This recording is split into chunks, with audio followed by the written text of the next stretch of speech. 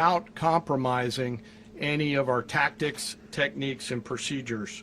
There is always a chance that we'll be tasked to do this type of mission again. Our interagency work began months ago and built on decades of experience of integrating complex air, ground, space, and maritime operations.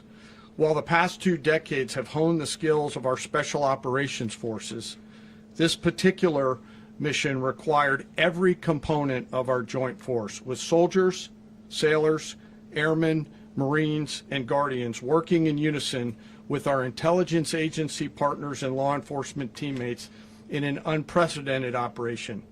We leveraged our unmatched intelligence capabilities and our years of experience in hunting terrorists, and we could not have done this mission without the incredible work by various intelligence agencies, including the CIA, NSA, and NGA.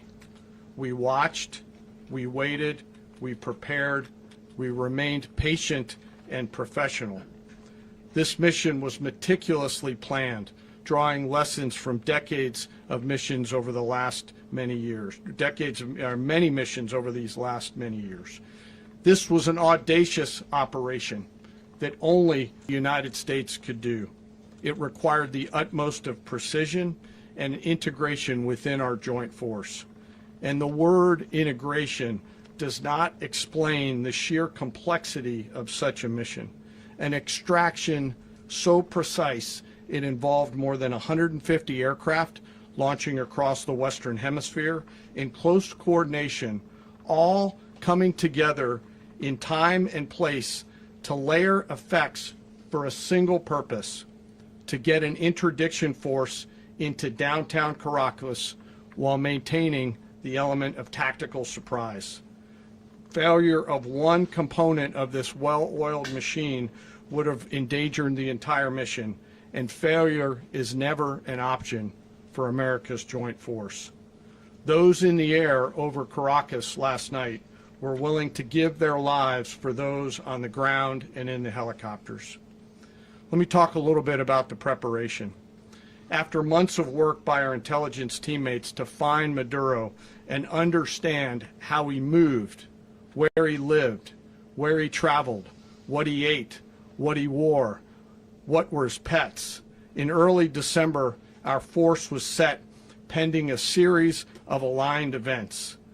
Key was choosing the right day to minimize the potential for civilian harm and maximize the element of surprise, and minimize the harm to the indicted personnel, so as the President said, they could be brought to justice.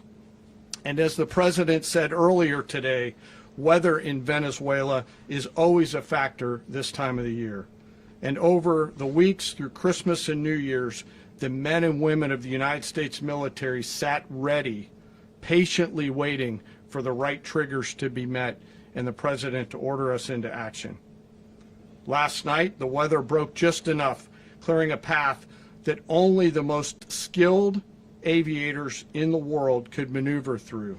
Ocean, mountain, low cloud ceilings, but when tasked with a mission, this organization does not quit. At 10:46 p.m. Eastern Time last night, the President ordered the United States military to move forward with this mission. He said to us, and we appreciate it, Mr. President, good luck and Godspeed. And those words were transmitted to the entire joint force. Over the course of the night, aircraft began launching from 20 different bases on land and sea across the Western Hemisphere. In total, more than 150 aircraft, bombers, fighters, intelligence, reconnaissance, surveillance, rotary wing were in the air last night. Thousands and thousands of hours of experience were airborne. Our youngest crew member was 20, and our oldest crew member was 49, and there's simply no match for American military might.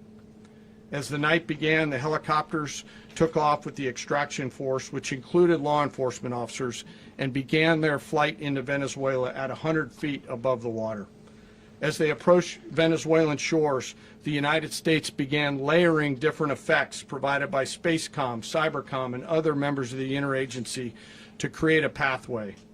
Overhead, those forces were protected by aircraft from the United States Marines, the United States Navy, the United States Air Force, and the Air National Guard. The force included F-22s, F-35s, F-18s, EA-18s, E-2s, B-1 bombers, and other support aircraft, as well as numerous remotely piloted drones. As the force began to approach Caracas, the Joint Air Component began dismantling and disabling the air defense systems in Venezuela, employing weapons to ensure the safe passage of the helicopters into the target area. The goal of our air component is, was, and always will be to protect the helicopters and the ground force and get them to the target and get them home. As the force crossed the last point of high terrain where they'd been hiding in the clutter, we assessed that we had maintained totally the element of surprise.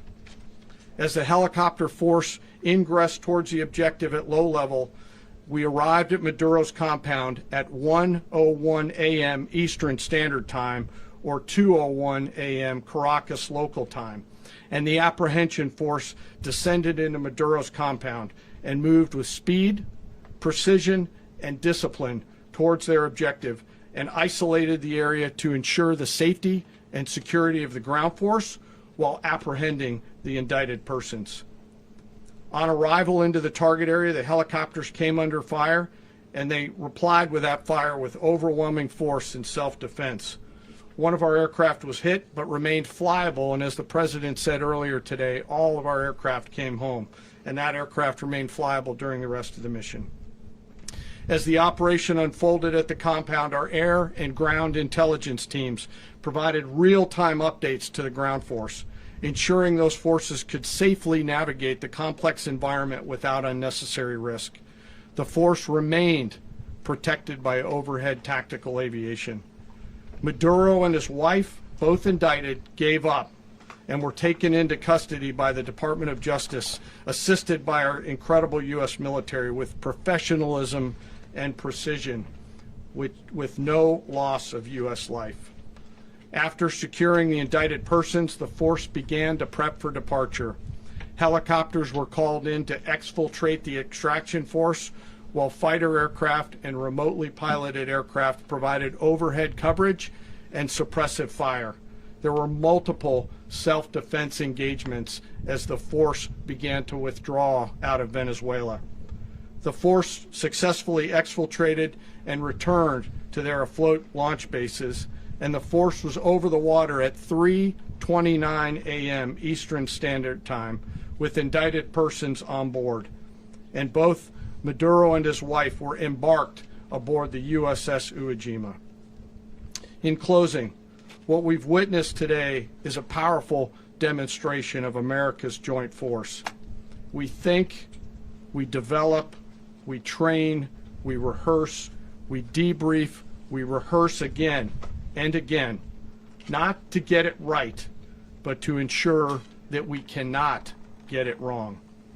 Our jobs are to integrate combat power so when the order comes, we can deliver overwhelming force at the time and the place of our choosing against any foe anywhere in the world.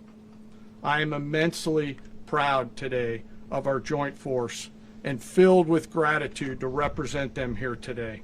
There is simply no mission too difficult for these incredible professionals and the families that stand by them and support them. As we stand here this morning, our forces remain in the region at a high state of readiness, prepared to project power, defend themselves, and our interests in the region.